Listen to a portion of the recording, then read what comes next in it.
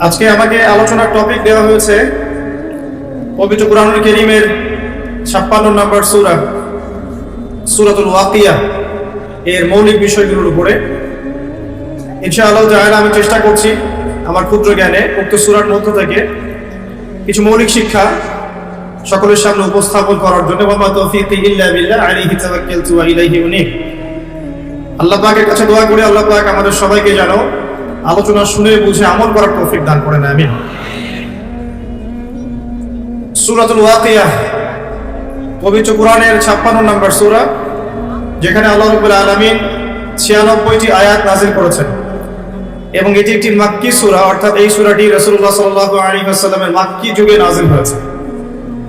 আর আমরা জানি যে মাক্কি যুগে যে সূরাগুলো নাযিল হয়েছে এগুলো মোটামুটি ভাবে পরকাল কেন্দ্রিক, জান্নাত জাহান্নামের বর্ণনা থাকে, ঈমান কেন্দ্রিক, আল্লাহর মারিফত কেন্দ্রিক হয়ে থাকে এবং মাদানী সূরা যেগুলো আছে সেগুলোর মধ্যে হুকুম আহকাম বিধিবিধানগুলো বেশি হয়ে থাকে।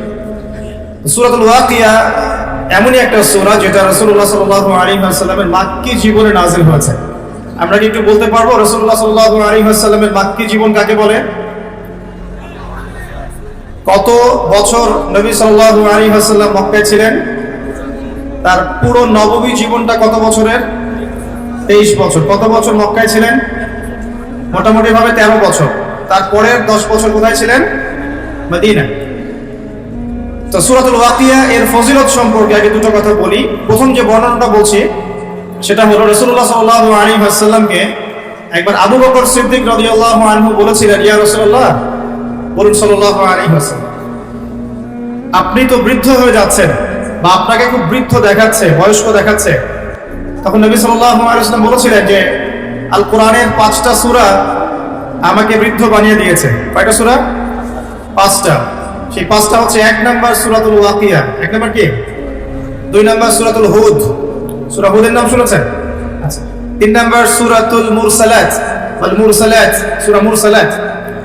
4 নাম্বার সূরাতুত তাকবীর, ইযা আশ-শামসু কুওয়িরাত। আরেকটা হচ্ছে সূরা নাবা, আম্মা ইয়াতাসাআলুন।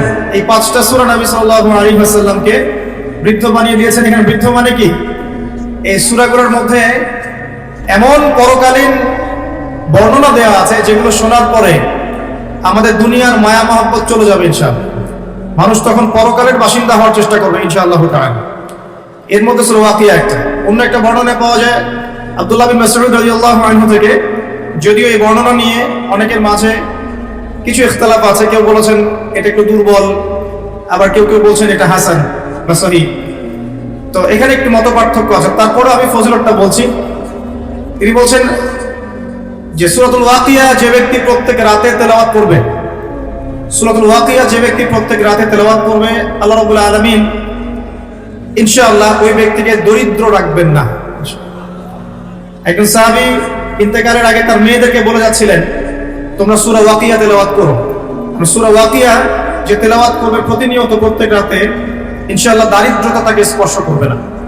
যদি আমরা প্রাচুর্য চাই এবং হালাল সম্পদের প্রাচুর্য চাই, আমাদের উচিত হবে সূরা ওয়াকিয়ার উপর আমল করা। আল্লাহ পাক তৌফিক দান করুন। এবার আসুন, এই সূরার মধ্যে মোটামুটি ভাবে 4টা থেকে 5টা অংশ আছে। প্রথম অংশটাতে আল্লাহ রাব্বুল আলামিন ইযা ওয়াকাআতিল ওয়াকিয়া এখান থেকে শুরু করে প্রায় 10 নম্বর আয়াত পর্যন্ত আল্লাহ রাব্বুল আলামিন এখানে কিয়ামতের কথা বলছেন, যে কিয়ামত অবশ্যম্ভাবী, এটা ঘটবেই, এ বিষয়ে কোনো সন্দেহ নাই। এবং কিয়ামত যখন ঘটবে তখন মানুষ 3টা দলে ভাগ হয়ে যাবে। কয়টা দল? 3টা। একটা হচ্ছে ডান পার্শ্বওয়ালা আসহাবুল ইয়ামিন, যারা আল্লাহ রাব্বুল আলামিনের ডান দিকে থাকবে। একদল হচ্ছে আসহাবুশ শিমাল, যারা আল্লাহ রাব্বুল আলামিনের বাম দিকে থাকবে। আর এখানে বলা হচ্ছে আসহাবুল মাইমানাতি ওয়া আসহাবুল মাশআমা, অর্থাৎ ডানপন্থী এবং বামপন্থী। দুনিয়াতে যেমন আছে না ডানপন্থী বামপন্থী, আল্লাহ রাব্বুল আলামিনের কাছেও কিয়ামতের মাঠে একদল মানুষ আল্লাহ পাকের ডান দিকে থাকবে, আরেকদল থাকবে আল্লাহ পাকের বাম দিকে। ডান দিকে যারা থাকবে ইনশাআল্লাহ তাআলা নিশ্চিত তারা জান্নাতি, আর বাম দিকে যারা থাকবে কোনো সন্দেহ নাই তারা জাহান্নামী। এর সাথে সম্পৃক্ত একটা হাদিস আছে যে মেরাজের রাতে যখন নবী সাল্লাল্লাহু আলাইহি ওয়াসাল্লাম আল্লাহ পাকের সাথে সাক্ষাতের জন্য গিয়েছিলেন, তখন প্রথম আসমানে তার সাথে দেখা হয়েছিল আমাদের পিতা, আদি পিতা আদম আলাইহিস সালাম। আদম আলাইহিস সালাম একবার ডান দিকে তাকাচ্ছেন, একবার বাঁ দিকে তাকাচ্ছেন। যখন তিনি ডান দিকে তাকান তখন হাসতে শুরু করেন, আর যখন বাদিকে তাকান তখন তিনি কাঁদতে শুরু করেন। এই দৃশ্যটা দেখে নবী সাল্লাল্লাহু আলাইহি ওয়াসাল্লাম জিবরাইল আলাইহিস সালামকে বলেছিলেন এর কারণ কি। তখন জিবরাইল আলাইহিস সালাম বলেছিলেন যে আদম আলাইহিস সালাম যখন ডান দিকে তাকান তখন তার সেই সব সন্তানদেরকে দেখতে পান যারা জান্নাতি, তখন তিনি হেসে ওঠেন, এবং যখন তিনি বাদিকে তাকান সেই সব সন্তানকে দেখতে পারেন যারা জাহান্নামী, এটা দেখে তিনি কেঁদে ওঠেন। এখানে আমরা সেটাই পাচ্ছি। আর একটা দলের কথা এখানে বলা হয়েছে আস-সাবিকুন আস-সাবিকুন, অর্থাৎ অগ্রগামী, যারা প্রত্যেকটা ক্ষেত্রে অগ্রগামী। অর্থাৎ হাসরের মাঠে তিনটা দল দেখতে পারবো আমরা। এক দল আল্লাহ রাব্বুল আলামিনের ডান দিকে যারা আসহাবুল মাইমানা, একটা দল হচ্ছে আল্লাহ পাকের বাম দিকে আসহাবুল মাশআমা, আর একটা দল হবে আস-সাবিকুন আস-সাবিকুন, যারা আল্লাহ রাব্বুল আলামিনের সামনে থাকবে। কোথায় থাকবে? সামনে। এরা হচ্ছে অগ্রগামী। নবীগণ, সিদ্দিকগণ, শহীদগণ তারা এই শ্রেণীর অন্তর্ভুক্ত হবে ইনশাআল্লাহ। আল্লাহ, আমরা দোয়া করি আল্লাহ পাক যেন আমাদেরকে তাদের অন্তর্ভুক্ত হওয়ার তৌফিক দান করেন। এরপরে সূরার একটা ফেজ আছে। প্রথম ফেজ মানে অংশের মধ্যে এই বিষয়টা আপনি পাবেন। দ্বিতীয় অংশে গিয়ে আপনি পাবেন যে জান্নাতি যারা আসহাবুল মাইমানা তাদের নিয়ামত কি দেয়া হবে, তাদেরকে আল্লাহ পাক কি কি নিয়ামত দিবেন, এটা আল্লাহ রাব্বুল আলামিন এই সূরার প্রায় 40 নম্বর আয়াত পর্যন্ত আলোচনা করেছে। ঠিক আছে। এরপর আল্লাহ রাব্বুল আলামিন 41 নম্বর আয়াত থেকে শুরু করেছেন বাম দিকওয়ালা যারা তাদের কি কি শাস্তি হবে, এই শাস্তিগুলোর ডিটেইলস বর্ণনা সূরা ওয়াকিয়ার 41 নম্বর আয়াত থেকে শুরু করে মোটামুটি ভাবে 60 নম্বর আয়াত পর্যন্ত আপনি পাবেন। এরপরে 60 এর পরে 61 নম্বর আয়াত থেকে একটা নতুন অধ্যায় শুরু হচ্ছে যে এই পৃথিবীতে আল্লাহ পাক আমাদেরকে যে নিয়ামতগুলো দিয়েছেন এগুলোর কথা আল্লাহ পাক স্মরণ করে দিচ্ছেন মোটামুটি ভাবে 74 নম্বর আয়াত পর্যন্ত। আর 75 নম্বর আয়াত থেকে শুরু করে শেষ পর্যন্ত আল্লাহ রাব্বুল আলামিন বলছেন কোরআন নাজিল হওয়া, কোরআনের গুরুত্ব, এর পবিত্রতা, মাহাত্ম্য এবং কোরআন অনুযায়ী আমলের গুরুত্ব এবং কোরআন অস্বীকারীদের পরিণতি, এবং শেষে গিয়ে আল্লাহ রাব্বুল আলামিন বলছেন এই তিন দলের মধ্যে কোন দলের পরিণতি কি হবে এবং আমরা কোন দলের অন্তর্ভুক্ত হতে চাই। এভাবে আল্লাহ রাব্বুল আলামিন সূরাটাকে শেষ করেছেন। আমরা শুরুটা করতে যাচ্ছি শেষের অংশ থেকে, কারণ শেষের অংশের মধ্যেই মূল মেসেজটা আপনি পাবেন, পরেরগুলো আস্তে আস্তে আসবে রিলেটেড ভাবে। আমি শেষ থেকে শুরু করার চেষ্টা করছি, আল্লাহ পাক তৌফিক দান করুন, আমিন। আল্লাহ রাব্বুল আলামিন শেষের দিকে বলছেন 75 নম্বর আয়াতে, এখান থেকে বোঝার চেষ্টা করুন। আমরা জানি রাসূলুল্লাহ সাল্লাল্লাহু আলাইহি ওয়াসাল্লাম এমন একটা যুগে ছিলেন যে যুগটাকে আমরা বলি আইয়ামে জাহিলিয়াত। কি বলি আমরা? কেন আইয়ামে জাহিলিয়াত বলি? কারণ ওই যুগের মানুষেরা জাহেলি কাজের সাথে সম্পৃক্ত ছিল। প্রশ্ন আসবে কি কি কাজ তাহলে জাহেলি কাজ? উত্তর হচ্ছে ওই যুগের মানুষরা মোটামুটি ভাবে 5টা কাজ বেশি করতো। কয়টা কাজ ভাই? 5টা। একটু মনে রাখবেন, আমার সাথে একটু লাইভে থাকেন। 1 নাম্বার, ওই যুগের মানুষরা শিরক করত। তাদের জীবনের প্রতিটা ক্ষেত্রেই তারা শিরকের পাপে নিমজ্জিত ছিল। 1 নাম্বার, তারা স্ট্যাচু ওয়ার্শিপ করত, মৃত মানুষের পূজা করত, তারা মাধ্যম পূজা করত, তারা কেউ কেউ নাস্তিকতায় বিশ্বাসী ছিল, কেউ বা আল্লাহ পাকের বিধান মানত না কিন্তু আল্লাহকে বিশ্বাস ঠিকই করত। তো শিরকের পাপ ছিল তাদের কমন পাপ, তারা প্রকৃতি পূজাও করেছে। দ্বিতীয় পাপটা ছিল সুদ। ওই যুগের মানুষেরা রিবা বা সুদের সাথে সম্পৃক্ত ছিল। এটা ছিল ওই যুগের অর্থনৈতিক মহামারী। এরপরে ওই যুগের মানুষরা মাদক দ্রব্যের সাথে সংশ্লিষ্ট ছিল। সমাজের একটা বড় অংশের মানুষ মাদক দ্রব্য সেবন করত। চতুর্থ পাপটা ছিল নারীর অবমাননা। ওই যুগের মানুষেরা নারী জাতিকে খুব একটা মূল্যায়ন করতো না। আপনারা জানেন কন্যা সন্তানকে জীবিত কবর পর্যন্ত দেয়া হয়েছে। নারীদের বৈবাহিক তেমন কোনো অধিকার ছিল না, সম্পত্তির অধিকার তো অনেক দূরের কথা। জেনা ব্যভিচার একটা নিত্য নৈমিত্তিক ব্যাপার ছিল। ধর্ষণ, পরকীয়া, জেনা, ব্যভিচার, মেয়েদেরকে বিক্রি করা, এগুলো খুব কমন বিষয় ছিল। আর 5 নম্বর সমস্যা ছিল গোত্রীয় হানাহানি। সামান্য ইস্যুতেই বড় বড় যুদ্ধ হয়ে যেত বিভিন্ন গোত্রের মধ্যে। মূলত এই 5টাই ছিল আইয়ামে জাহিলিয়াতের সবচেয়ে বড় সমস্যা। এরকম একটা সমাজে নবী সাল্লাল্লাহু আলাইহি ওয়াসাল্লামকে আল্লাহ পাক নবী করে পাঠালেন, এবং 40 বছর পর্যন্ত কিন্তু ওহী আসেনি নবী সাল্লাল্লাহু আলাইহি ওয়াসাল্লামের কাছে। তারপরেও তিনি কোনোদিনও কোনো পাপের সাথে সম্পৃক্ত হন নাই। এখন সমাজের এই অসঙ্গতিগুলো নবী সাল্লাল্লাহু আলাইহি ওয়াসাল্লাম দূর করতে চাইতেন। এই কারণে যুবক বয়সে তিনি হিলফুল ফুজর তৈরি করেছিলেন।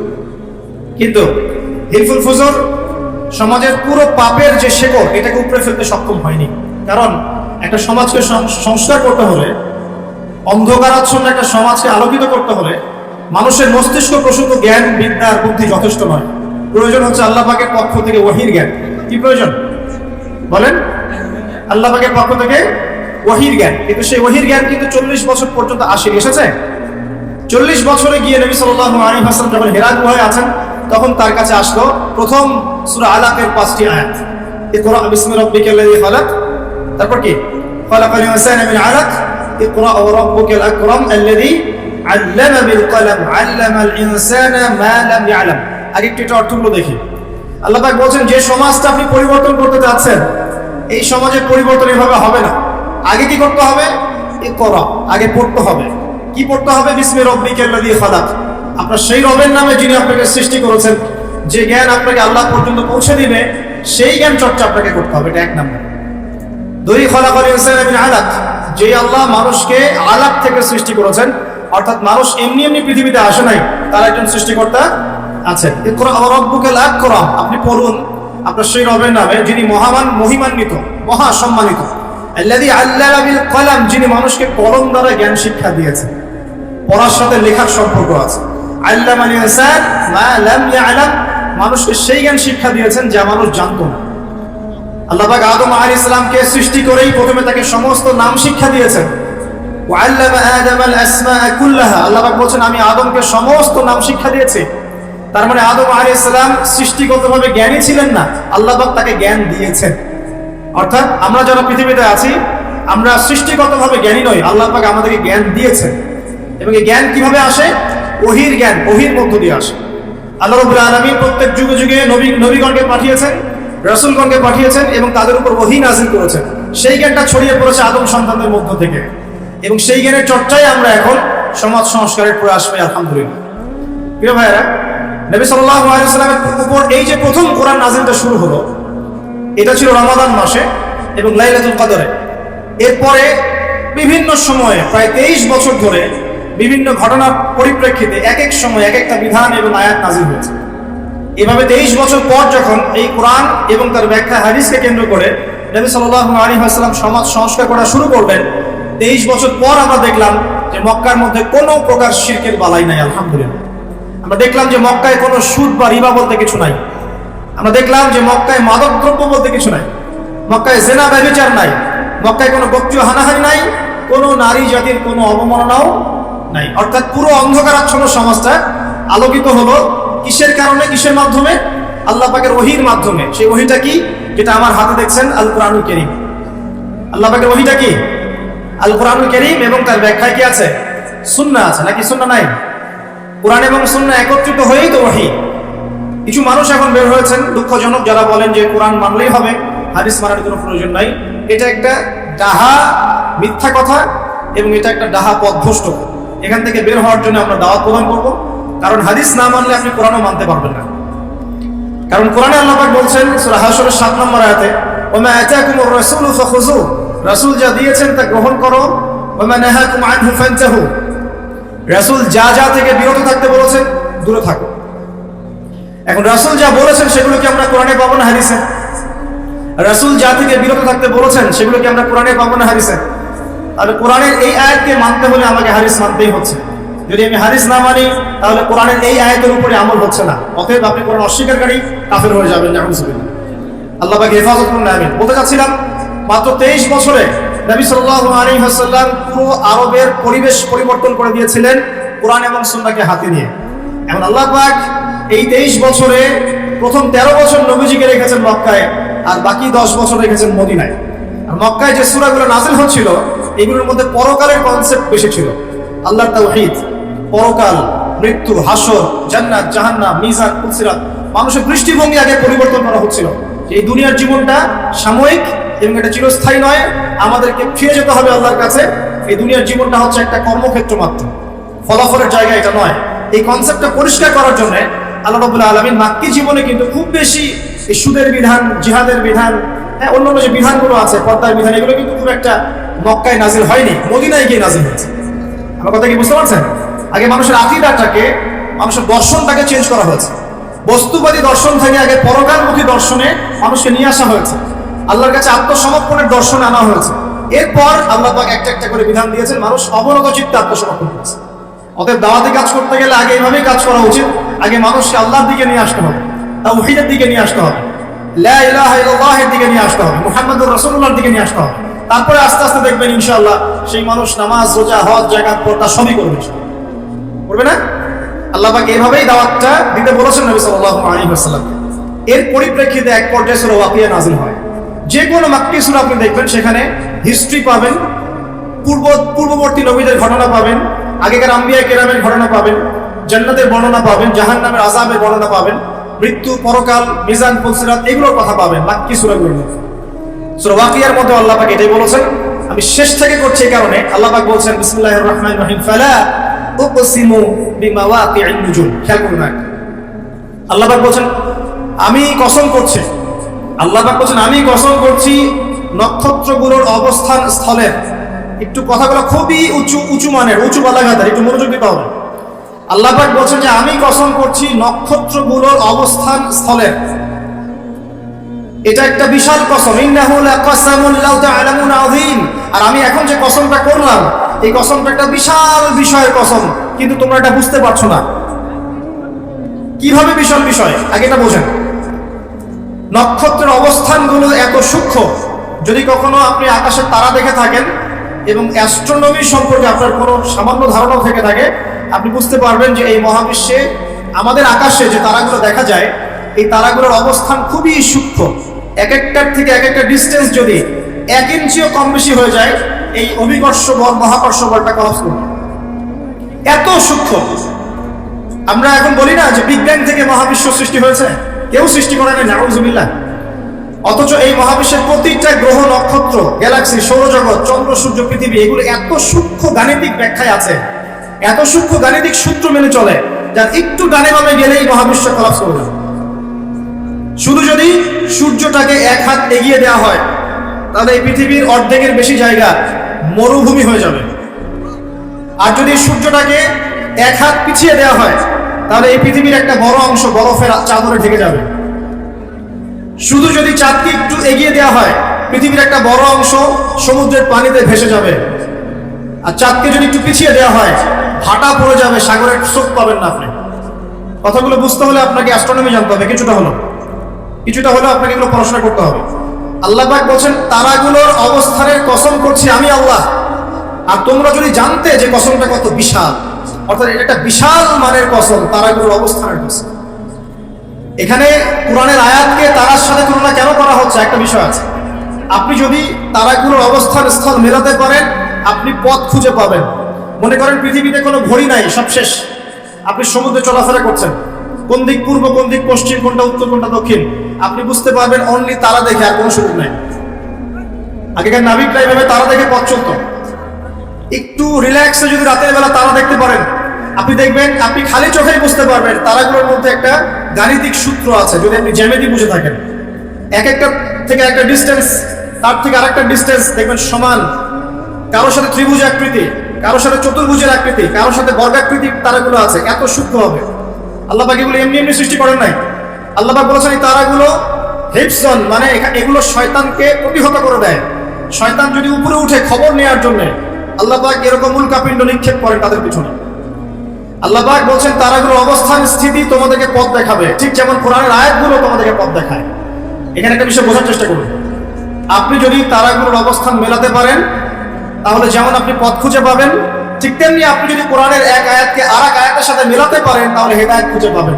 আমি কি বুঝাতে পারছি? এক তারা আরেক তারার অবস্থান মিলিয়ে যদি আপনি পথ খুঁজতে পারেন, ঠিক একইভাবে কোরআনের একটা আয়াতকে আরেকটা আয়াতের সাথে মেলালে আপনি একটা হেদায়েতের পথ খুঁজে পাবেন। এই কারণে তারাগুলোর সাথে কোরআনের আয়াতকে তুলনা করা হচ্ছে। আল্লাহ পাক বলছেন এই বিশাল কসম করে আমি বলছি কি। আচ্ছা একটা কথা, আল্লাহ পাক কেন কসম করেন? আল্লাহ রাব্বুল আলামিন সবসময় এমন কিছুরই কসম করেন যেটা খুব বেশি ইম্পর্টেন্ট। আল্লাহ পাক অহেতুক কোনো কিছু কসম করেন না। আল্লাহ পাক বলছেন বলে আসলে সময়ের কসম, মানে সময়টা খুব ইম্পর্টেন্ট জিনিস। আল্লাহ পাক বলছে তিন ফলের কসম, 3 ফল গুরুত্বপূর্ণ। জাইতুন ইম্পর্টেন্ট, তুরি সিনিন, তুর পাহাড়, সিনাই পাহাড় ইম্পর্টেন্ট। দুহা অপরাহ্নের শপথ, লাইল রাতের শপথ, ঠিক আছে। আল্লাহ পাক কোনো ক্ষেত্রে ফালা ওয়া রাব্বুক, তোমার রবের কসম এটাও বলেছেন, নিজের কসম নিজে করেছেন। তো আল্লাহ পাক নিঃসন্দেহে সেই বিষয়ের কসম করেন যেটা আমাদের কাছে অনেক বেশি ইম্পর্টেন্ট। এখানে আল্লাহ পাক বলছেন আমি আকাশের তারার অবস্থান স্তরের কসম করছি, কসম করে বলছি। বিশাল বিষয়ের কসম করে আল্লাহ পাক একটা বড় কথাই বলতে যাবেন। একটা বড় বিষয়ে এর কসম করে নিশ্চয়ই একটা বড় কথা আসবে, এটা স্বাভাবিক, তাই না? আমরা যখন বলি আল্লাহর কসম করে বলছি এটা, আল্লাহর কসম করে বলছি ওইটা, তাহলে আল্লাহর কসম করলে আপনাকে তো একটা বড় কথাই বলতে হবে নাকি? সামান্য একটা বিষয় তো আপনি আল্লাহর কসম করবেন না, করবেন? একটা বিষয় মনে রাখবেন, মান হালাফা বিগাইরি ইসমিল্লাহি ফাকাদ কাফার, কেউ যদি আল্লাহ রাব্বুল আলামিন ছাড়া অন্য গায়রুল্লাহর নামে কসম করে সে ব্যক্তি কুফরি করলো। কেউ যদি আল্লাহ ছাড়া অন্য কারো নামে কসম করে সে ব্যক্তি কুফরি করলো। যদি জীবনে কসম করতেই হয় আল্লাহ পাকের নামে করবেন, আর যদি আল্লাহর নামে কসম করেন তাহলে সত্য কথা বলতে হবে। আর আল্লাহর নামে কসম করে যদি আপনি মিথ্যা কথা বলেন তাহলে কাফারা দেওয়া লাগবে, ঠিক আছে? আল্লাহ পাক এখানে বড় কসম করে বলছেন যে ইন্নাহু লাকুরআনুল কারীম, নিঃসন্দেহে এই যে কোরআন এটা মহিমান্বিত, ফি কিতাবিন মাকনুন, এটা ওই যে সুরক্ষিত একটা কিতাব, সেখানে লিখিত আছে। কোন কিতাব এটা? লাওহে মাহফুজ। নাম শুনেছেন কি? আল কোরআন লাওহে মাহফুজে, সেখান থেকে প্রথম আসমানে এসেছে লাইলাতুল কদরে, একবারে নাজিল করা হয়েছে। এই প্রথম আসমান থেকে দীর্ঘ 23 বছর বিভিন্ন ঘটনা এবং কালের প্রেক্ষিতে কোরআনের বিভিন্ন অংশ নাজিল হয়েছে। প্রথম নাজিল হয়েছে লাওহে মাহফুজ থেকে প্রথম আসমানে, তারপর সেখান থেকে বিভিন্ন ঘটনার প্রেক্ষিতে নবী সাল্লাল্লাহু আলাইহি ওয়াসাল্লামের কাছে।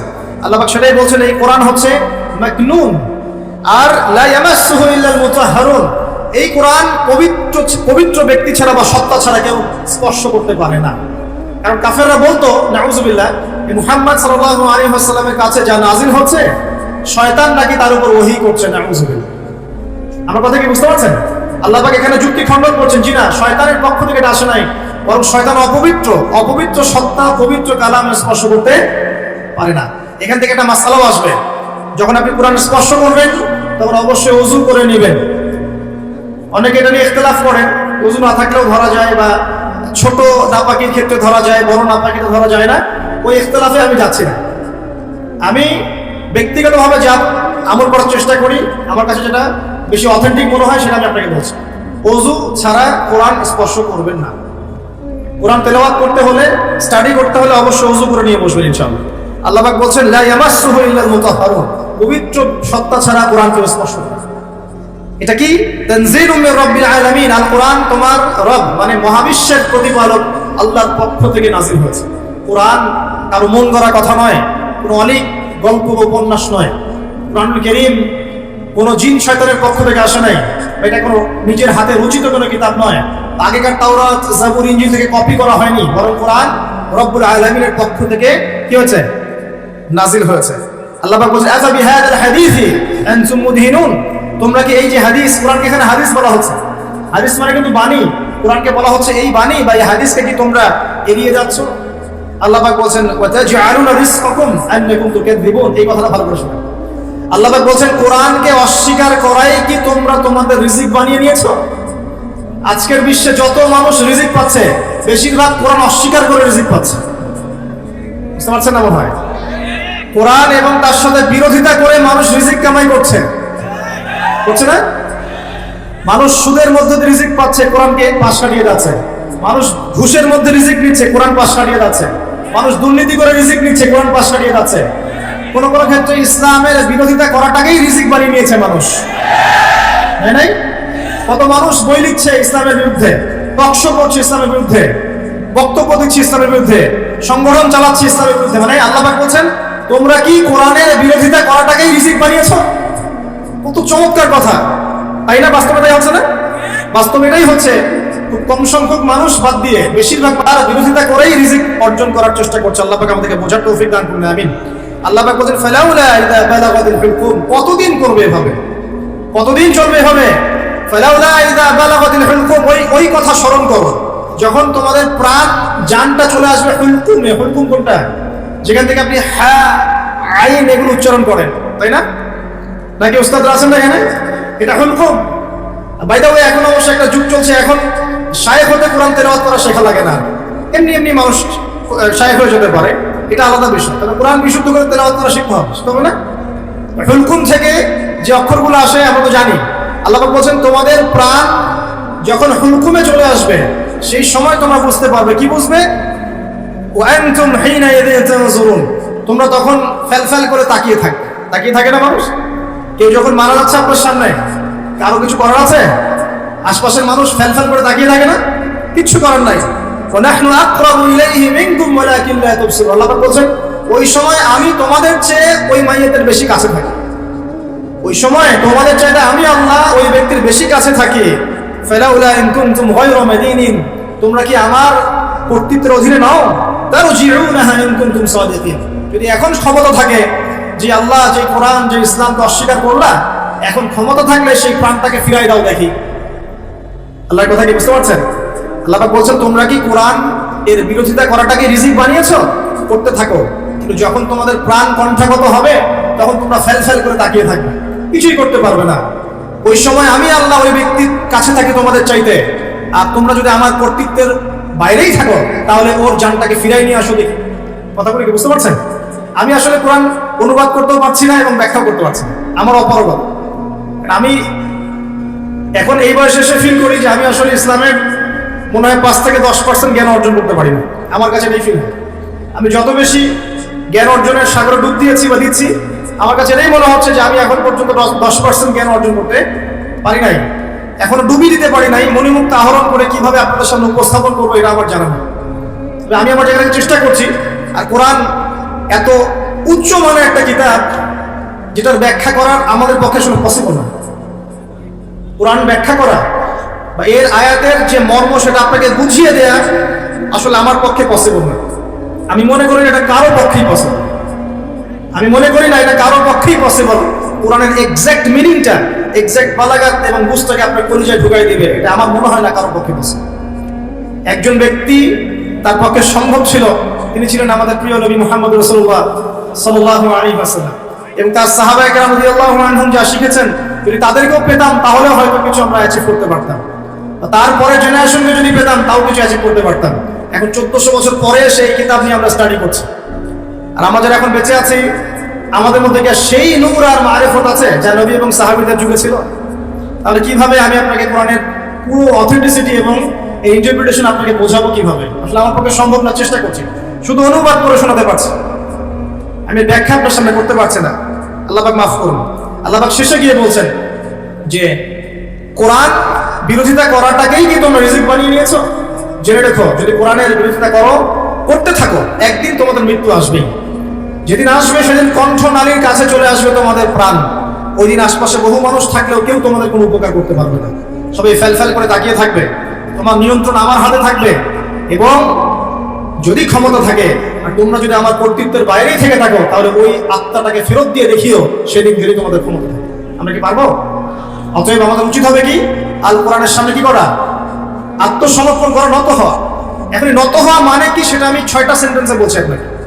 আল কোরআনের সামনে আত্মসমর্পণ করা বা নত হওয়ার মানেটা কি এটা আমি আপনাকে 6টা সেন্টেন্সে ব্যাখ্যা করছি। 1 নাম্বার, আমরা যারা বেঁচে আছি উম্মতে মুহাম্মাদি, আমাদের প্রত্যেকের উচিত হবে আল কোরআন আগে বিশুদ্ধ করে তেলাওয়াত করতে শেখা। এটা আমাদের প্রথম কাজ, শিখবো ইনশাআল্লাহ। আল্লাহ পাক তৌফিক এনায়েত করুন। এটা হচ্ছে ইসলামের পড়াশোনার একদম বেসিক প্রাইমারি স্টেজ। কোরআন তেলাওয়াত করা শেখাটা হচ্ছে দ্বীনের পড়াশোনার একদম বেসিক স্টেজ। এরপরে আসে কোরআনের অনুবাদ শেখার ব্যাপার, কোরআনের আরবি ব্যাকরণ শেখার ব্যাপার, নাহু সরফ শেখার ব্যাপার, বালাগাত শিখতে হয়, তারপরে হাদিস আছে, তারপরে আপনার এই যে আকীদা আছে, ফিকহের বইগুলো আছে, উসুলের বইগুলো আছে, তারপরে আস্তে আস্তে বড় বড় কিতাবগুলো আপনাকে পড়তে হয়। তো এই যে সিলেবাসটা আপনার সামনে আছে, এই সিলেবাসটা কভার করার প্রথম স্টেজটা কি? আগে আপনাকে আল কোরআন বিশুদ্ধ করে তেলাওয়াত শিখতে হবে। নবী সাল্লাল্লাহু আলাইহি ওয়াসাল্লাম বলেছেন, খায়রুকুম মান তাআল্লামা আল কোরআন ওয়া আল্লামা, তোমাদের মধ্যে সেই ব্যক্তি শ্রেষ্ঠ, উত্তম যে ব্যক্তি নিজে আল কোরআন শিখে অন্যকে শেখায়। নবী সাল্লাল্লাহু আলাইহি ওয়াসাল্লাম একটা হাদিসে বলেছেন, আল্লাযী ইয়াকরাউল কোরআন ওয়া হুয়া মাহিরুন বিহি, যে ব্যক্তি কোরআন তেলাওয়াত করে এবং তার উপর দক্ষ হয়, মাহির হয়, মা'আস সাফরাতিল কিরামিন বাররা, সেই ব্যক্তি পরকালে সম্মানিত ফেরেশতাদের সাথে হাসর করবে ইনশাআল্লাহ।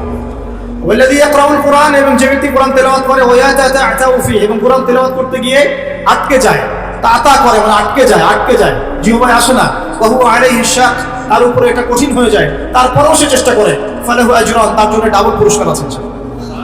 নবী সাল্লাল্লাহু আলাইহি ওয়াসাল্লাম বলেন, মান ক্বারা হারফান মিন কিতাবিল্লাহি ফালাহু হাসানাহ, কেউ যদি কোরআনের একটা হরফ তেলাওয়াত করে তার জন্য হাসানা বা নেকি থাকবে।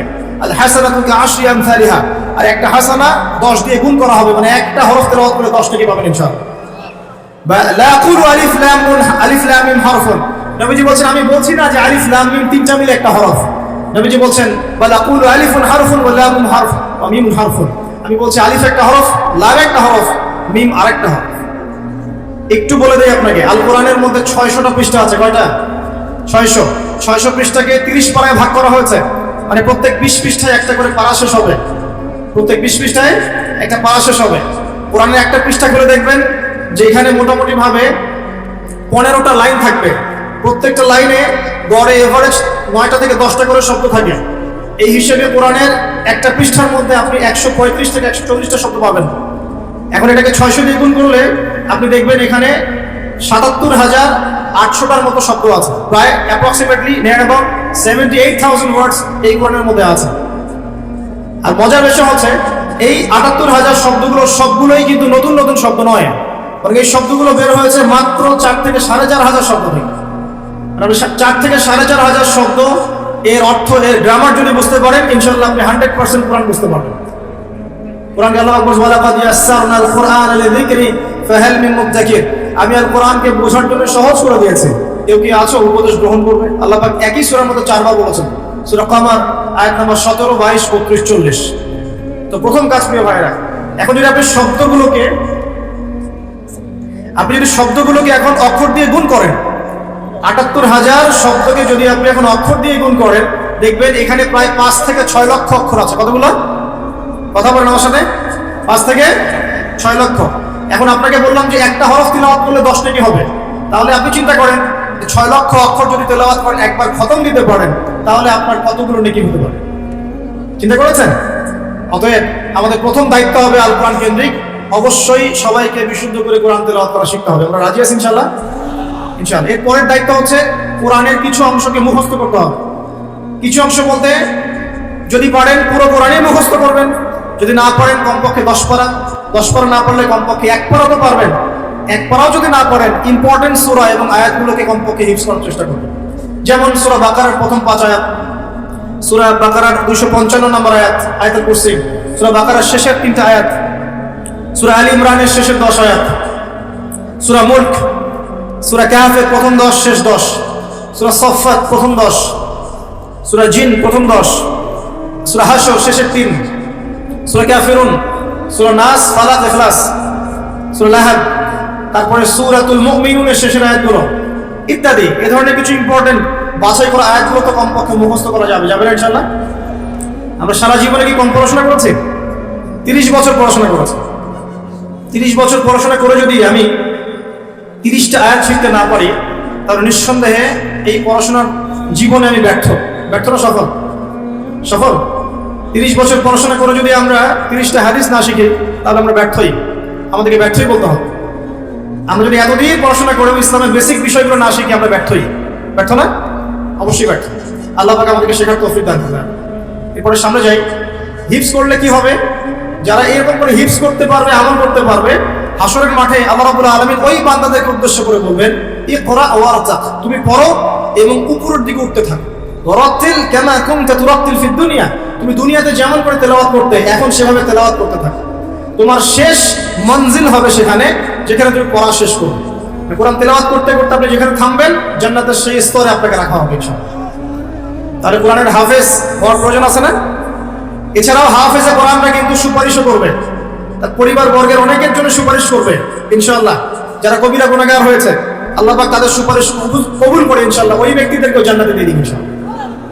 আল্লাহ পাকের কাছে আমরা দোয়া করি যেন আমরাও কোরআনে হাফেজ হতে পারি, আমরা যদি নাও পারি আমাদের সন্তানদেরকে যেন হাফেজ বানাতে পারি ইনশাআল্লাহ।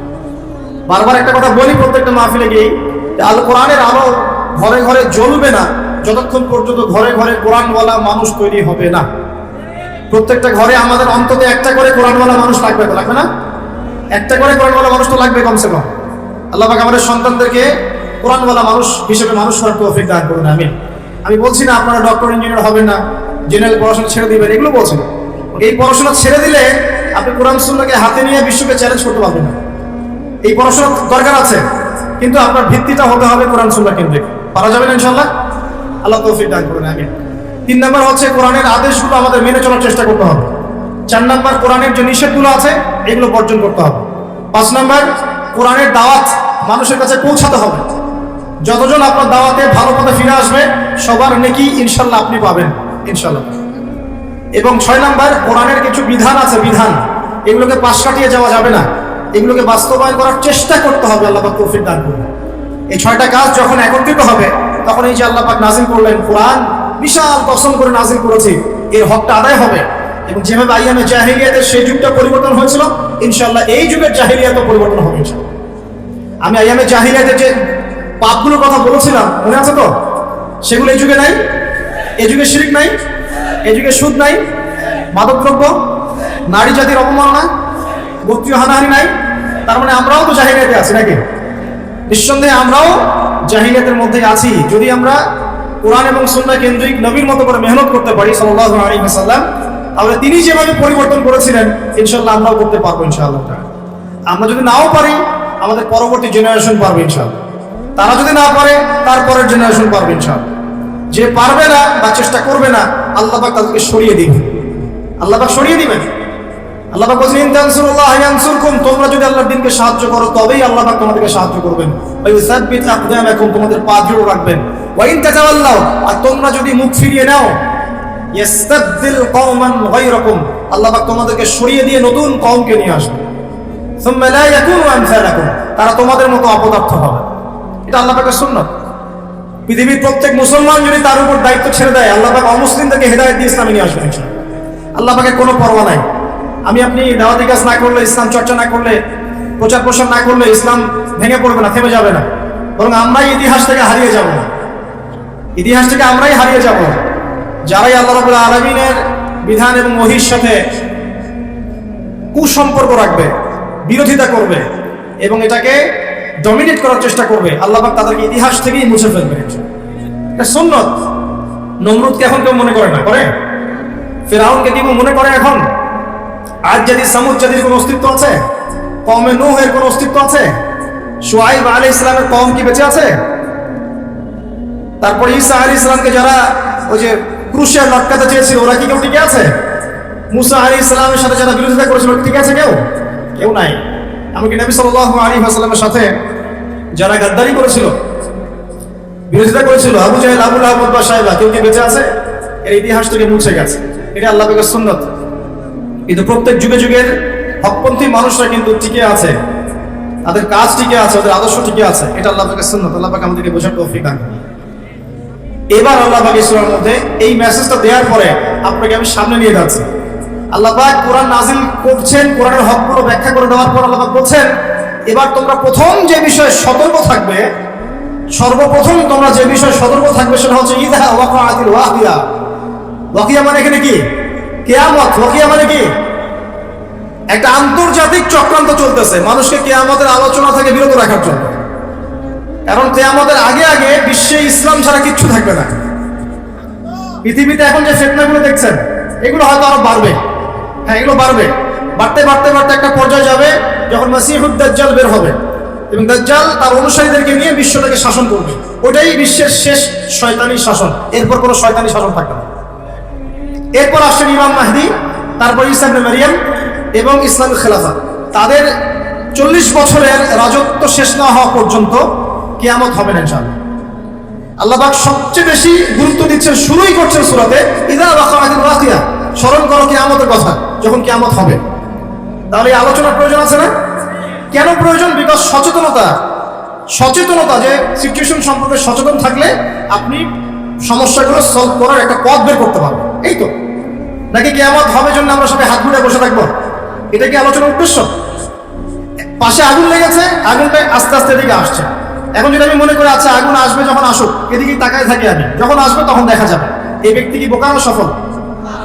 আর যদি আপনি সচেতন হন, আপনি দেখছেন আগুন আসছে, সতর্ক আছেন, আপনি তো বাঁচার কোনো পথ বের করবেন, চেষ্টা করবেন, পানি ঢালবেন, না রাস্তা বের করবেন, কিছু একটা করবেন।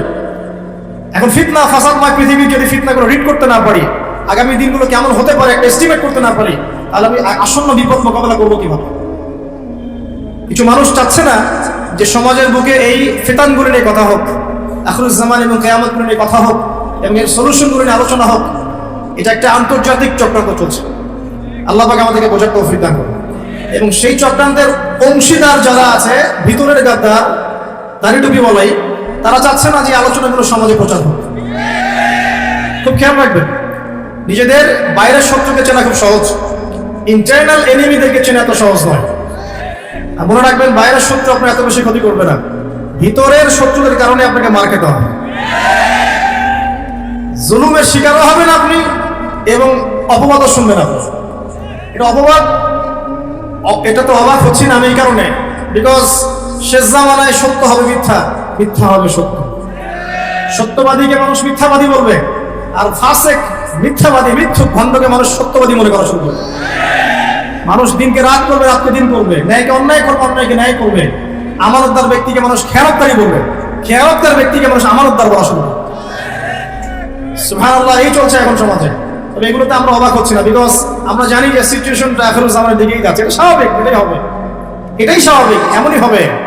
এর মধ্যেও আমাদেরকে আল্লাহর ভয়ে কলবে জীবিত রাখতে হবে, নবীর সুন্নতে আমল করতে হবে, চেষ্টা করতে হবে এই ফিতনা থেকে বাঁচার পথ পদ্ধতি বের করার। কমপক্ষে আপনি আপনার পরিবারটাকে নিয়ে ভাববেন, অন্যের কথা না হয় বাড়ি দেন, কিন্তু অ্যাটলিস্ট আপনি আপনার পরিবারটাকে নিয়ে চিন্তা করবেন।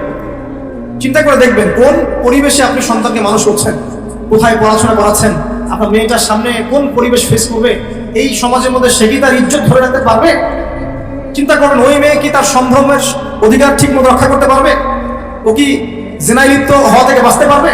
ও কি ধর্ষণের শিকার হওয়া থেকে বাঁচতে পারবে? চিন্তা করে দেখেন একটু, কোন সিচুয়েশন আমরা আমাদের প্রজন্মকে রেখে যাচ্ছি। আমার ভাই কি মাদক থেকে দূরে থাকতে পারবে? আমার ভাই কি মাদকাসক্ত পরিবেশ থেকে নিজেকে বাঁচাতে পারবে? শিরকের সয়লাভ চলছে, আমাদের ভাইরা কি তাওহীদ শিখতে পারবে? সিচুয়েশন রিড করেন। আল্লাহ পাক এই সূরার প্রথমেই আপনাকে নক করছেন, ইযা ওয়াকাআতিল ওয়াকিয়া, স্মরণ করো যখন কিয়ামত সংঘটিত হবে। লাইসা লিল ওয়াকাআতিহা কাযিবা, এই কিয়ামতের ব্যাপারটা মিথ্যা নয়, এটাকে কেউ মিথ্যা মনে করতে পারবে না। পারবে? পারবে না। একটা শুধু আশার বাণী শুনিয়ে দিই, যে 10টা আলামত না দেখা পর্যন্ত কিয়ামত হবে না। কয়টা আলামত? 10টা।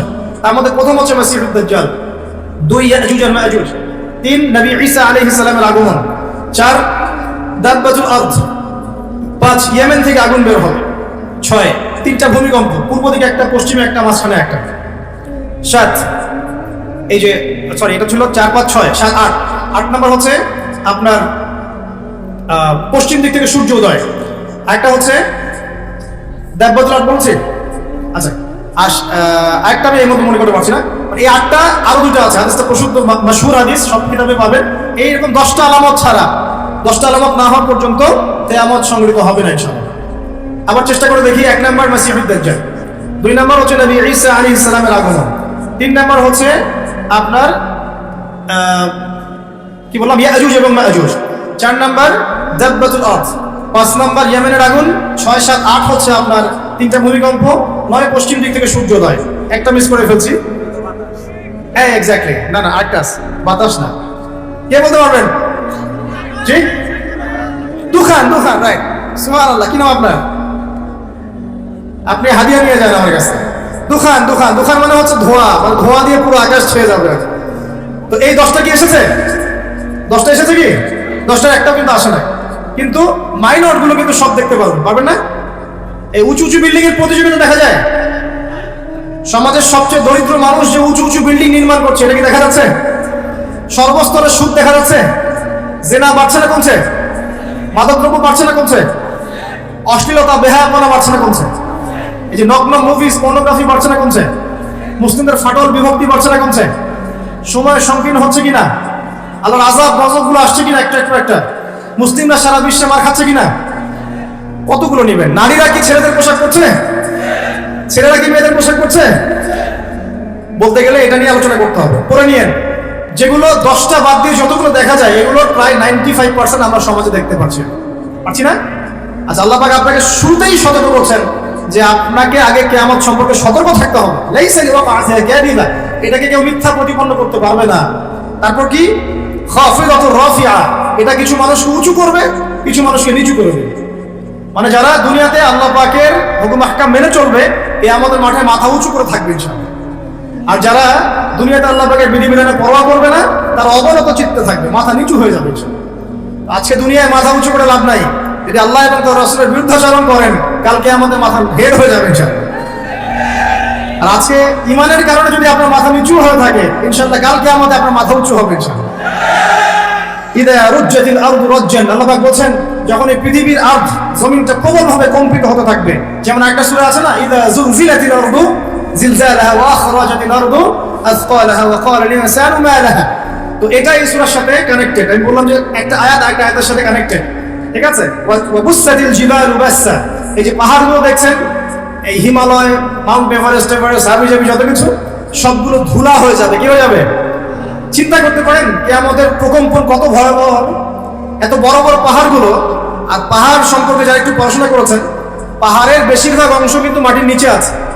এটা পেরেকের মতো গেঁথে দেওয়া আছে, উপরে শুধু অল্প একটু অংশ দেখা যায়, নিচেই বেশি অংশ আছে। এই পুরো পাহাড়টা ধুলিকণা হয়ে যাবে, ধুলিকণা। আল কারিয়াতু মাল কারিয়া ওয়া মা আদরাকা মাল কারিয়া ইয়াওমা ইয়াকুনু নাসু কাল ফারাশিল মাবসুস ওয়া তাকুনুল জিবাল কাল ইহনিল মানফুস। এই যে হচ্ছে আপনার পাহাড়ের কথাটা এখানে আসে, পাহাড় একদম ধুলো হয়ে যাবে। আল্লাহ পাক আরো বলছেন ফাকানাত হাবাআন মুনবাসসা ওয়া কুনতুম আজওয়াজান সালাসা। এবারে কিয়ামতের মাঠে মানুষ যখন উঠবে তখন তিনটা দল হয়ে যাবে। কয়টা দল? তিনটা। একটা হচ্ছে আসহাবুল মাইমানাতি মা আসহাবুল মাইমানা, একটা হচ্ছে ডানপন্থী, কতই না সৌভাগ্যবান সেই ডানপন্থীরা। ওয়া আসহাবুল মাশআমাতি মা আসহাবুল মাশআমা, একটা বামপন্থী, কতই না হতভাগা সেই বামপন্থী। ওয়াস সাবিকুন আস-সাবিকুন, আরেকটা হচ্ছে অগ্রগামী দল, যারা পৃথিবীতে ঈমানের এবং আমলের সব কাজে অগ্রগামী ছিল। তো কিয়ামতের মাঠে তিন দল হবে। উলাইকাল মুকাররাবুন, এরা হবে আল্লাহ পাকের নৈকট্যশীল বান্দা। ফি জান্নাতিন নাঈম, এরা জান্নাতুন নাঈমে থাকবে, মানে যেটাতে স্বাচ্ছন্দ্যময় একটা জান্নাতে তারা বসবাস করবে ইনশাআল্লাহ তাআলা। সুল্লাতুম মিনাল আউয়ালিন, পূর্ববর্তীদের মধ্য থেকে বেশি হবে।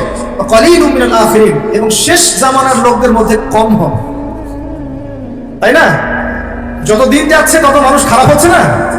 তো এর জন্য আগেকার মানুষদের মধ্যে থেকে বেশি জান্নাতে যাবে। তবে একটা সুসংবাদও আছে, একটু পরে আল্লাহ পাক আবার এটাও বলেছেন যে সুল্লাতুম মিনাল আউয়ালিন ওয়া সুল্লাতুম মিনাল আখিরিন, এটাও বলেছেন যে প্রথম দিকের মানুষ থেকেও বেশি, শেষ থেকেও বেশি। এখন যারা আমরা শেষের দিকে আছি, যারা ফিতনা ফাসাদময় পরিবেশে আছে, তাদের জন্য নবী সাল্লাল্লাহু আলাইহি ওয়াসাল্লাম বলেছেন যে তোমরা যদি এরকম ফিতনা ফাসাদময় পরিবেশেও ঈমান ধরে রাখতে পারো, তাহলে 50 জন সাহাবীর সমান নেকি পাবে। এমনকি এমন হাদিস আছে, কেউ যদি আল্লাহর নবীর কোনো মৃত সুন্নতকে জীবিত করতে পারে, সে 50 জন সাহাবীর নেকি পাবে। অন্য একটা হাদিস আছে 50 জন শহীদ সাহাবীর সমান নেকি হবে। সাহাবী বলছিলেন মিনহুম আও মিন্না ইয়া রাসূলুল্লাহ, হে আল্লাহর রাসূল, এই 50 জন কি আমাদের মধ্যে না ওদের মধ্যে? নবী সাল্লাল্লাহু আলাইহি ওয়াসাল্লাম বলেন বাল মিনকুম, তোমাদের মধ্য থেকে। সুবহানাল্লাহ।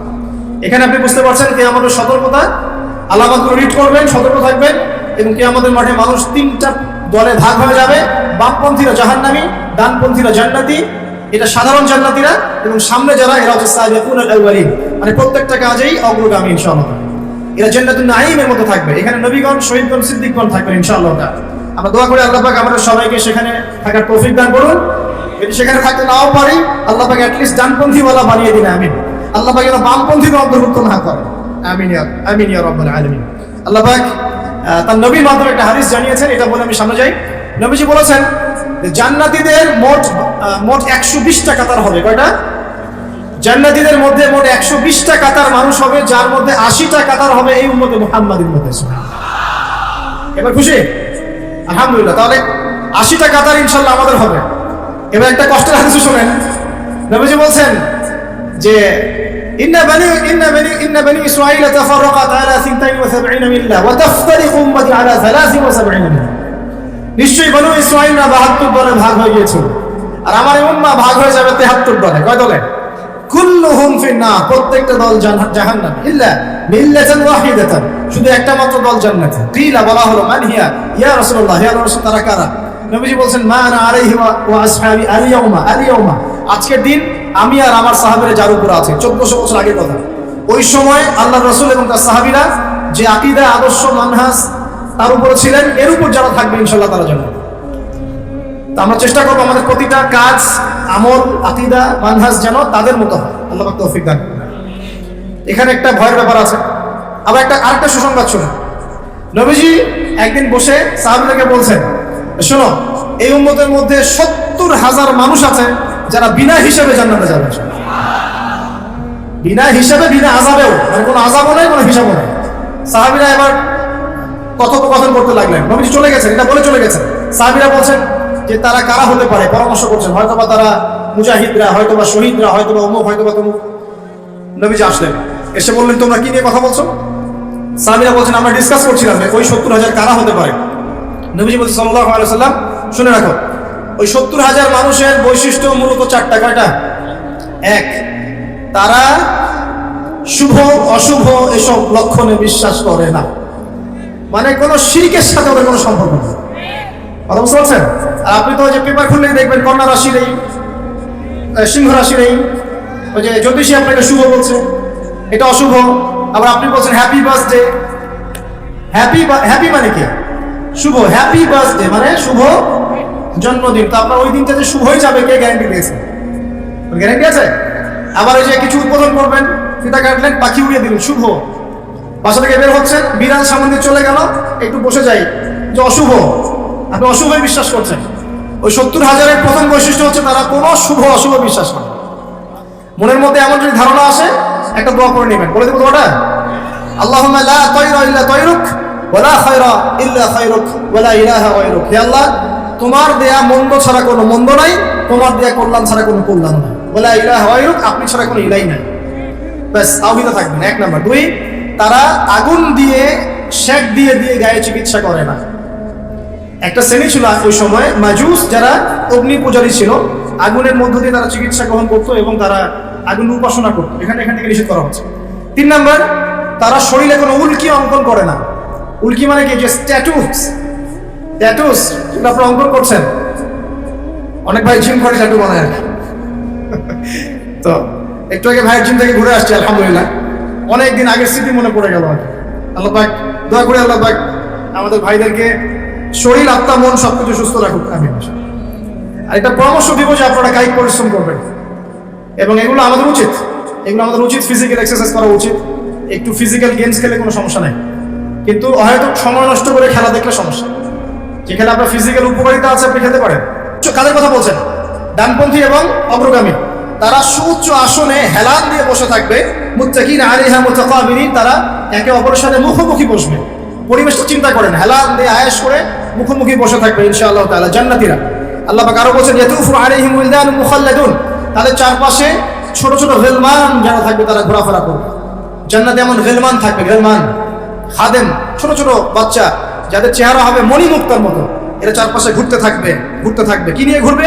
বিআকওয়াবি ওয়া বারিক, এই যে কাপ, গ্লাস, জগ, ওয়া কাসিম মিন মাইন, এবং পান পাত্র, সুরা, যেই মাদক আল্লাহ পাক আপনার জন্য হারাম করেছেন দুনিয়ায়, জান্নাতে ইনশাআল্লাহ স্পেশাল আপনি ড্রিঙ্কস পান করতে পারবেন, এবং সেটা খেলে কোনো মাদকতাও আসবে না ইনশাআল্লাহ তাআলা। কোনো শরীরে কোনো ক্ষতিও হবে না, বরং উপকার হবে ইনশাআল্লাহ। লা ইউসাদ্দাউনা আনহা ওয়া লা ইউনজাফুন, এটা আপনার মস্তিষ্ক বিকৃতিও করবে না ইনশাআল্লাহ, এবং ইনশাআল্লাহ আপনার শারীরিক কোনো ক্ষতিও করবে না। আরো থাকবে ফিহা ফাকিহাতুন ওয়া ফাকিহাতুন মিম্মা ইয়াতাখায়ারুন, আপনি যে ফল চান, যেটা আপনার ইখতিয়ার, যে ফল আপনি পছন্দ করেন, সেই ফল আল্লাহ রাব্বুল আলামিন আপনাকে দিবেন। ওয়া লাহমি তায়রিন মিম্মা ইয়াশতাহুন, এবং পাখির গোশত আল্লাহ পাক আপনাকে খাওয়াবেন ইনশাআল্লাহ।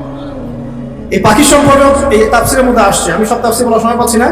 এই পাখিগুলোর কাঁধ হবে উটের কাঁধের মতো উঁচু, এবং এরা ডানা মেলে উড়ে বেড়াবে। যদি আপনি চান আপনি সেটা খেতে পারবেন ইনশাআল্লাহ। আর যে ফলের কথা আসছে, যে কোনো ফল তো থাকবেই, স্পেশালি আপনাকে খাওয়ানো হবে আনার, কুল অর্থাৎ বড়ই, কলার কথা আছে, ঠিক আছে, আঙ্গুর, এগুলো থাকবে। এখানে বড়ইয়ের কথা আসছে একটা হাদিসে, যে একটা বড়ইয়ের স্বাদ হবে 72 রকম, একটা বড়ইয়ের কালার, রং হবে 72টা রঙের, যে রংগুলো একটা থেকে আরেকটা ডিফারেন্ট, সেপারেট করা যাবে। সুবহানাল্লাহ, চিন্তা করেন। একটা হাদিসে আসছে জান্নাতের যে মাটিটা উর্বর, স্বর্ণের উর্বর, গাছ যেটা সেটার কাণ্ডগুলো স্বর্ণের, গাছের ছায়াটা এত লম্বা, 100 বছর যদি কেউ দৌড়ায় ছায়া শেষ করতে পারবে না। এবং এই মাটিতে যদি আপনি গাছ লাগাতে চান, দুনিয়া থেকে লাগাতে পারবেন ইনশাআল্লাহ। খালি বলতে হবে সুবহানাল্লাহ, আলহামদুলিল্লাহ, ওয়া লা ইলাহা ইল্লাল্লাহ, আল্লাহু আকবার, আর বলতে হবে সুবহানাল্লাহি ওয়া বিহামদিহি সুবহানাল্লাহিল আযীম। আপনার জান্নাতে গাছ অটোমেটিক লাগাতে থাকবে ইনশাআল্লাহ। আমরা কি ওইখানে মালিক হতে চাই? আল্লাহ পাক আমাদেরকে জান্নাতের মালিক হওয়ার তৌফিক দান করুন। এগুলো জান্নাতের নিয়ামত, আসলে বলে শেষ করতে পারবো না। আল্লাহ পাক বলেন জাযাম বিমা, আল্লাহ পাক বলেন ওয়া হুরুন আইন। এইবার যুবকরা শুনেন, ওয়া হুরুন আইন, এবং এগুলোর সাথে থাকবে ডাগর চোখের হুর। জাগর চোখ মানে চোখগুলো হবে অত্যন্ত সাদা এবং বড় বড়, মনিগুলো হচ্ছে কালো কুচকুচা। আল্লাহ পাক তাদেরকে স্পেশালি সৃষ্টি করেছেন, যাদের কারো যদি পরনের আঁচলটার কোনা পৃথিবীতে নামিয়ে দেওয়া হতো, সারা পৃথিবী আলো আর সুগন্ধি দিয়ে ভরে যেত। আপনার স্ত্রী হবেন তারা ইনশাআল্লাহ, এবং আপনার স্ত্রীরাও যদি ভালো কাজ করেন, সৎ কাজ করেন, তাহলে স্বামী স্ত্রী দুজনেই জান্নাতে থাকতে পারবেন ইনশাআল্লাহ। দুই ধরনের নারী জান্নাতে দেওয়া হবে মুমিন পুরুষদের জন্য। আপনার স্ত্রী এবং তার সৌন্দর্য অন্য হুরদের চেয়ে বেশি হবে অবশ্যই, এবং সবার বয়স হবে সেম এজ, 33 বছর, 30 থেকে 33। এখন যদি স্ত্রী একটু কালো হয়, দেখতে একটু অসুন্দর হয়, কষ্ট নিয়েন না, জান্নাতে ঢোকানোর সাথে সাথেই সুন্দর হয়ে যাবে, ঠিক আছে? এবং এত সুন্দরী হবে যে আপনি অন্যদিকে তাকানোর কোনো ফুরসতই পাবেন না। এবং এছাড়াও এক্সট্রা হুর আল্লাহ পাক আপনাকে দিবেন। এমনি সাধারণ জান্নাতের জন্যও 2টা করে স্ত্রী থাকবে ইনশাআল্লাহ। আর আল্লাহর পথে শহীদ যারা হবে, কয়টা স্ত্রী বলতে পারবেন? 72টা। কয়টা? আমি বলবো এতগুলো দিয়ে কি করবেন? আরে ভাই, জীবনটা তো অনন্তকালে, 30 বছর 60 বছরের জীবনেই তো আমাদের লাগতেছে 4 জন, নাকি? আর এত অনন্তকালের জীবন, কোটি কোটি বছর, কোনো মৃত্যু নাই, এতদিন কি করবো? এই জন্য বেশি বেশি। এখানে মেয়েদের একটা প্রশ্ন থাকে, তাহলে আমাদের জন্য কি? অবশ্যই আপনাদের জন্য স্বামীদের সৌন্দর্য এত বেশি হবে যে আপনি সেই স্বামী ছাড়া অন্যদিকে যেতেও চাবেন। আরো প্রশ্ন আছে, যদি একজন স্ত্রীর একাধিক স্বামী থাকে তাহলে কি হবে? সর্বশেষ যে স্বামীর সাথে সে সংসার করেছে, সেই স্বামী যদি সৎ হয় এবং এই স্ত্রী যদি সৎ হয়, এই স্বামীর সাথে সে থাকবে জান্নাতে। একজন সাহাবী হুযায়ফা রাদিয়াল্লাহু আনহু ইন্তেকালের সময় তার স্ত্রীকে বলছেন, আমার পরে আর বিয়ে করবো না, যদি আমার সাথে জান্নাতে থাকতে চাও তাহলে আমার পরে আর বিয়ে করো না। একজন সাহাবী মুআবিয়া রাদিয়াল্লাহু আনহু, তিনি আবু দারদা রাদিয়াল্লাহু আনহুর স্ত্রীকে প্রস্তাব দিয়েছিলেন তার ইন্তেকালের পর। তো আবু দারদা রাদিয়াল্লাহু আনহুর স্ত্রী অস্বীকার করছেন, রিফিউজ করলেন, না আমি বিয়ের প্রস্তাবে রাজি হই না, আমি আবু দারদার সাথে জান্নাতে থাকতে চাই। প্রিয় ভাইয়েরা, পরিবারগুলোকে জান্নাতি বানাতে হবে না? অতএব স্ত্রী, সন্তান, আহাল পরিবার, আত্মীয় স্বজন সবাইকে নিয়ে দিনটা চর্চা করবো ইনশাআল্লাহ। আমরা যেন সবাই জান্নাতে থাকতে পারি, আল্লাহ পাক সেই তৌফিক আমাদের সবাইকে দান করুন, আমিন। আল্লাহ পাক আরো বলছেন, জাযাআন বিমা কানু ইয়ামালুন, এই জাযা কেন? দুনিয়াতে তারা যে আমল করেছিল, এই আমলের কারণে তাদেরকে জাযা দেওয়া হচ্ছে। লা ইয়াসমাউনা ফিহা লাগওয়ান ওয়ালা তা'সীম, জান্নাতে তারা কোনো রকম অসার আজে বাজে কথাও শুনবে না, কোনো গালিগালাজ কিচ্ছু শুনবে না। এই দুনিয়ায় আপনি আজে বাজে কথা, গীবত, অপবাদ, সমালোচনা শুনছেন না? জান্নাতে এরকম কোনো কথাবার্তাও কেউ বলবেন ইনশাআল্লাহ। ইল্লা কিলান সালামান সালামান, শুধু সবাই একটাই কথা বলবে, সালাম সালাম, শান্তি এবং শান্তি, যেখানে আল্লাহ পাক স্বয়ং আমাদেরকে সালাম দিবে ইনশাআল্লাহ। ওখানে একটা কথা বলতে ভুলে গেছে, হুরুন আইনরা কিন্তু গানও শোনাবে, এবং তারা এমন গান শোনাবে যে গান পৃথিবীর কোনো মানুষ কখনো শোনাবে, ঠিক আছে? তাদের একটা বর্ণনা আসছে, তাদের সৃষ্টিটা আল্লাহ পাক এত উন্নত করেছেন যে বাহির থেকে তাদের যে আপনি মানে বডি, তার যে কালার, চামড়া থেকে শুরু করে মজ্জি, হাড্ডি, বাইরে থেকে সব দেখা যাবে, এত উঁচু স্তরের সৃষ্টি। প্রিয় ভাইরা, এখন যদি দুনিয়াতে জেনা থেকে বাঁচতে পারেন, ইনশাআল্লাহ হুর অপেক্ষা করছে। আর দুনিয়াতে যে ফ্রি মিক্সিং এ যাবেন আর দুনিয়ার এই নগ্ন হুর করে পিছনে দৌড়ালে আর ওই হুর পাওয়া হবে না।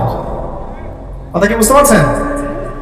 দুনিয়াতে ফ্রি মিক্সিং এ যায় না, জেনায় যায় না, হারাম রিলেশনশিপে যায় না, ব্যভিচার করেন না, পরকীয়া করেন না, ইনশাআল্লাহ আপনার জন্য আল্লাহ পাক স্পেশাল সৃষ্টি রেখে দিয়েছেন ইনশাআল্লাহ। আল্লাহ রাব্বুল আলামিন তো আমাদেরকে ক্ষমা করার জন্য এতটাই ব্যাকুল যে সামান্য একটা ইস্যুতে আল্লাহ পাক ক্ষমা করে দিতে পারে। আপনারা কিফিরের ঘটনা জানেন? সুবহানাল্লাহ, একজন ব্যক্তি ছিলেন বনু ইসরাঈলের, ইয়াং যুবক আমাদের মতো। সে প্রত্যেক রাতে একজন করে সুন্দরী নারী নিয়ে থাকতো, প্রত্যেক রাতে একজন। টাকা পয়সা ছিল প্রচুর, প্রতি রাতে একটা করে মেয়ে লাগে, কিফল। এখন একদিন এরকম চলতে চলতে চলতে মেয়ে নিয়ে রাত কাটায় এবং মদ খায়, রাত কাটায় মদ খায়। করতে করতে এক রাতে এক মেয়েকে নিয়ে আসছে 60 দিনার দিয়ে। কত দিনার? 60 দিনার। 60 দিনার দিয়ে কিন্তু প্রায় আমার মনে হয় এটা 30 লাখ টাকার মতো হতে পারে, আমার ধারণা, আর কি আরো বেশি হতে পারে। একটা মেয়ে নিয়ে আসছে, সেই মেয়ের সাথে যখন সে সেক্সুয়াল সম্পর্ক করতে যাবে, সেই মেয়ে কান্নাকাটি করছে। সে মেয়ে বলছে, আমি আসলে সতী সাথী নারী, আমি খারাপ মেয়ে না, আজকে অভাবের তাড়নায় বাধ্য হয়ে আমাকে যে আসতে হয়েছে, এই জন্য আমি কান্নাকাটি করছি। কিফিলের মনের মধ্যে দয়া হলো, সে মেয়েটাকে ছেড়ে দিল, বললো যাও, তুমি চলে যাও, এবং তার যে 60টা দিনার সেটাও ফেরত না নিয়ে সেই মেয়েকে দিয়ে বললো এই টাকা দিয়ে কিছু করে সংসার চালাও। ওই রাতে কিফিল মারা যায়। আর এই ব্যক্তির জানাজা কে পড়াবে, কে লাশ কবরে দিবে, কেউ আগ্রহী না। খারাপ মানুষের কাছে কেউ যেতে চায়? তো জানে আল্লাহ রাব্বুল আলামিন জানেন যে মানুষ তাকে খারাপ বলবে। সকালবেলা যখন তার ঘরের সামনে যাওয়া হলো, দেখা গেল কি জানেন, তার দরজার মধ্যে আল্লাহ রাব্বুল আলামিন তার কুদরত দিয়ে লিখিয়ে দিয়েছেন ইন্নাল্লাহা ক্বাদ গাফারা লিল কিফলি। আল্লাহ রাব্বুল আলামিন কিফলকে মাফ করে দিয়েছেন। আল্লাহ পাক ক্ষমা করতে সামান্য একটা ইস্যু যথেষ্ট। আল্লাহ পাকের ক্ষমা পাওয়ার জন্য একটা সামান্য ইস্যু যথেষ্ট। একজন মহিলা একটা বিড়ালকে একজন মহিলা একটা কুকুরকে পানি পান করিয়েছিল। এই ব্যভিচারী নারী একটা কুকুরকে পানি পান করানোর বদৌলতে জান্নাতে চলে গেছে। এক ব্যক্তি 99টা খুন করেছে, পরে যাকে জিজ্ঞাসা করেছে তওবা হবে কিনা, সে বলেছে তওবা হবে না। ওকে খুন করে 100 পূর্ণ করেছে, তারপর তওবা করেছে, করতে গিয়ে মারা গিয়েছে। আল্লাহ পাক ফেরেশতা থেকে বলেছেন রাস্তা মেপে দেখো, তওবার রাস্তাটা বেশি লম্বা না তার পিছনের রাস্তা বেশি লম্বা। আল্লাহ পাক জমিনকে আদেশ করেছেন তুমি লম্বা হয়ে যাও। জমিন লম্বা হয়ে গেছে, ফেরেশতারা মেপে দেখেছেন তওবার রাস্তা বেশি লম্বা। আল্লাহ পাক তাকে মাফ করে দিয়েছে। এক ব্যক্তির সন্তানকে বলেছিলেন না যে আমি মরে গেলে আমার লাশটাকে পুড়িয়ে দিবা, অর্ধেক ছাই বাতাসে, অর্ধেক ছাই কোথায়? সমুদ্রে। আল্লাহ পাক জমা করেছেন, জমা করে বলেছেন কেন করেছিল এটা? সে ব্যক্তি বলেছে মিন খাশিয়াতিকা ইয়া রাব্বি ওয়া আনতা তা'লাম মা ফি নাফসি। হ্যাঁ আল্লাহ, এটা আমি আপনার ভয়ে করেছি, আর আপনি খুব ভালো করে জানেন যে আমার নফসে, আমার মনের মধ্যে কি আছে। আল্লাহ পাক বলছেন যাও, তোমাকে মাফ করবেন।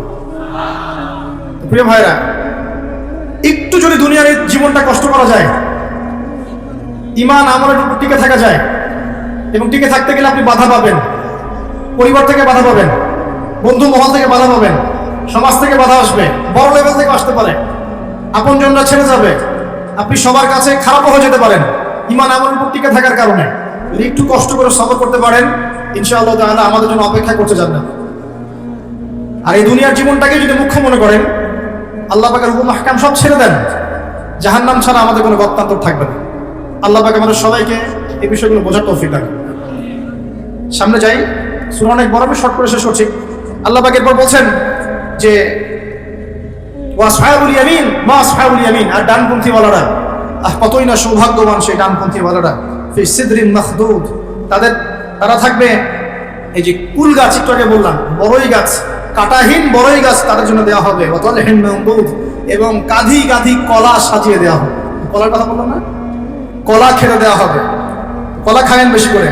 ওয়াজুল্লিন মামদুদ, জিল মানে ছায়া, মামদুদ লম্বা, মানে এত লম্বা ছায়া হবে যেই ছায়া 100 বছর অতিক্রম করে পার করতে পারবে না। ওমাইন মাসকুব, এবং এখানে পানি থাকবে, বিশুদ্ধ পানি, শুভ্র সাদা। এখানে একজন কেউ বলেছে এটা দ্বারা হাউসে কাউসার উদ্দেশ্য হতে পারে, যে হাউসে কাউসারের পানি খেলে আপনি কোনোদিনও বিপাশার্ত হবেন না ইনশাআল্লাহ। মধুর চেয়ে বেশি মিষ্টি এবং দুধের চেয়ে বেশি সাদা। ও ফাকিহাতিন কাসীরা, এবং অনেক অনেক রকম ফাকিহা বা ফল ফলাদি থাকবে। লা মাকতুআতিন ওয়ালা মামনুআ, এগুলোকে নিষেধ করা হবে না এবং সাপ্লাইটা বন্ধ করে দেওয়া হবে, কন্টিনিউয়াসলি সাপ্লাই আসতে থাকবে, কেউ বারণ করবেন ইনশাআল্লাহ। ওয়া ফুরুশিন মারফুআ, এবং সুউচ্চ বিছানা আপনাকে দেওয়া হবে। ফুরুশ বহু বচন, আপনাকে দেওয়া হবে কি? সুউচ্চ বিছানা। ইন্না আনশানাহুন্না ইনশাআ, এবং হুরুন ইন দেওয়া হবে, যে হুরদেরকে আল্লাহ পাক স্পেশালি সৃষ্টি করেছেন, স্পেশাল ক্রিয়েচার আল্লাহ পাক। ওয়াজআলনাহুন্না আবকারান, আর আমি আল্লাহ সেই হুরদেরকে বানিয়েছি কুমারী। প্রত্যেকবার আপনি তাদের কাছে যাবেন, আবার তারা কুমারী হয়ে যাবে ইনশাআল্লাহ। আর আজকে যদি এই যে বললাম জিনায় লিপ্ত থাকে, তাহলে সেই কুমারী হুর পাওয়া হবে না। আল্লাহ পাক বোঝার তৌফিক দান করুন। উরুবান আতরাবা, তারা খুব প্রেমময়ী হবে এবং স্বামী ভক্ত হবে। লিআসহাবিল ইয়ামিন, ডানপন্থী ওয়ালাদের জন্য। সুল্লাতুম মিনাল আউয়ালিন, পূর্ববর্তীদের মধ্যে বহু মানুষ এর অন্তর্ভুক্ত হবে। ওয়া সুল্লাতুম মিনাল আখিরিন, এবং শেষদের মধ্যেও বহু মানুষ এর অন্তর্ভুক্ত হবে ইনশাআল্লাহ। এরপর আল্লাহ পাক পরের ফেজে গিয়ে বলছেন ওয়া আসহাবুশ শিমাল মা আসহাবুশ শিমাল, আর বামপন্থী ওয়ালা, কতই না দুর্ভাগা এই বামপন্থী ওয়ালারা। ফি সামুমি ওয়া হামিম, এরা থাকবে উষ্ণ বাতাস এবং হামিমের মধ্যে। হামিম মানে কি জানেন? ফুটন্ত পানি, সামুম উষ্ণ বাতাস, প্রচন্ড গরম বাতাস প্রবাহিত হবে, আর গরম পানি খেতে দেওয়া হবে। আর কি? ওয়াজুল্লিম মিন ইয়াহমুম, এমন ছায়ায় দাঁড় করানো হবে যে ছায়াটা কালো ধোঁয়া দ্বারা আচ্ছাদিত হয়ে থাকে। লা বারিদুন ওয়ালা কারীম, এগুলো ঠান্ডা হবে না এবং আরামদায়ক হবে না। ইন্নাহুম কানু ক্বাবলা যালিকা মুতরাফিন, এই শাস্তি কেন হবে? কারণ দুনিয়ার জীবনে তারা আল্লাহ পাকের হুকুম আহকামের যাররা পরোয়া করতো না, তারা সীমা লঙ্ঘন করতো।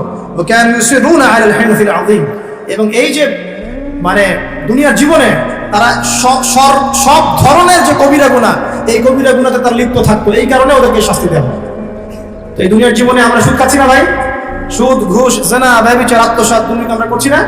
যদি এই হয় আমাদের অবস্থা, তাহলে আমাদের জন্য অপেক্ষা করছে আসহাবুশ শিমাল এবং জাহান্নামের আযাবগুলো। আল্লাহ হেফাজত করুন, আমিন। ওয়া কানু ইয়াকুলুন, এবং তারা আরো বলতো, এই লোকগুলো আরো বলতো, আইযা মিতনা ওয়া কুননা তুরাবান ওয়া ইযামা আইন্না লামাবউসুন, তারা আরো বলতো আমরা যখন মারা যাব, আমাদের হাড় হাড্ডি যখন এরকম পচে যাবে, কষ্ট থাকবে না, আমাদেরকে কি আল্লাহ পাক আবার জীবিত করবেন? তারা সংশয় প্রকাশ করতো। আবাউল আউয়ালিন, আমাদেরকেও করবে, আমাদের বাপ দাদা তাদেরকেও করবে, এটাও কি সম্ভব? তারা অস্বীকার করতো, আজকের নাস্তিক প্রজন্মের মতো। কুল ইন্নাল আউয়ালিনা ওয়াল আখিরিন, আল্লাহ বলে দিন, হে নবী আপনি বলে দিন, অবশ্যই তোমাদেরকে তো করা হবে, এবং তোমাদের পূর্ববর্তীদেরকেও করা হবে, শেষদেরকেও করা হবে, সামনের মানুষকে করা হবে। লামাজমুউনা ইলা মিকাতি ইয়াউমিন মা'লুম, নিঃসন্দেহে তোমাদের সবাইকে সেই সুনির্ধারিত দিনে একত্রিত করা হবে। সুম্মা ইন্নাকুম আইয়ুহাদ দাল্লুনাল মুকাজ্জিবুন, এরপর হে তোমরা পথভ্রষ্টরা এবং মিথ্যা প্রতিপন্নকারীরা, শুনে রাখো, লাআকিলুনা মিন শাজারিন মিন যাক্কুম, তোমাদেরকে খাওয়ানো হবে যাক্কুম গাছের সেই তিক্ত বিষাক্ত ফল। ফামালিউনা মিনহাল বুতুন, এগুলো তোমাদের পেটের মধ্যে কোনো তৃপ্তি নিয়ে আসবে না, পেট ভরবে না এগুলোতে। ফাশারিবুনা আলাইহি মিনাল হামিম, এবং তোমাদেরকে হামিমের শরাব পান করানো হবে, ফুটন্ত উত্তপ্ত পানি পান করানো হবে। ফাশারিবুনা শুরবাল হিম, এই উত্তপ্ত পানিটাও তোমরা তখন উটের মতো করে পান করবে। উট যেমন করে গটগট করে পানি পান করে, সেই উত্তপ্ত পানিও তোমরা গটগট করে পান করা শুরু করবে।